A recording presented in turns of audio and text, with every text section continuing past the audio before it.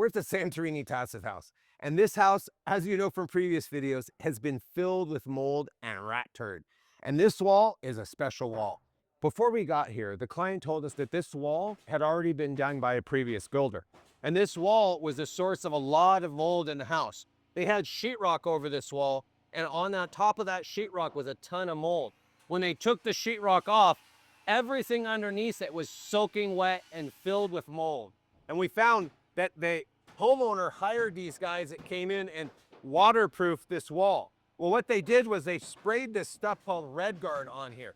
And this Red Guard went over the cinder block wall, theoretically waterproofing it. Now, Red Guard's a pretty good material, and we often use it on the underside of decks and floors so that we can waterproof them from the upside.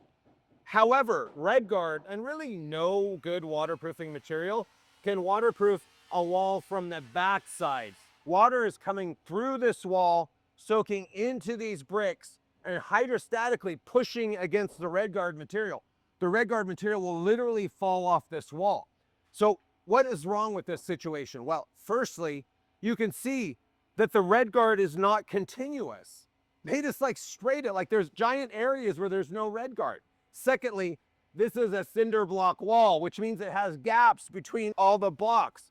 And those gaps are not filled with Red Guard. So water is just gonna come from those gaps. And lastly, they didn't take the framing off of the wall before they waterproofed it. So we have these giant sections right here that have no waterproofing.